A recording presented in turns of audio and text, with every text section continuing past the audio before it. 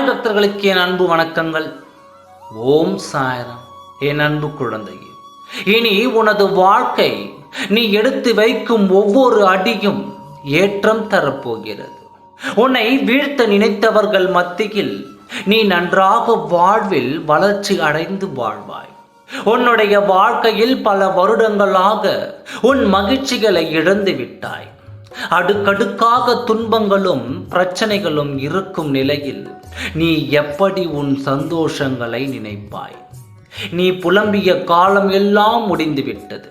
உன் வாழ்க்கையில் மங்கள முகூர்த்தம் தொடங்கிவிட்டது. இனி நீ நினைத்தது எல்லாம் உனக்கு கிடைத்துவிடும். இனி உன்னுடைய வாழ்வில் சகல ஐஸ்வர்யங்களையும் நான் கொடுத்து விட்டேன். நான் கூறும் இந்த வாக்கு உன் வாழ்வில் நிச்சயம் நடைபெறும்.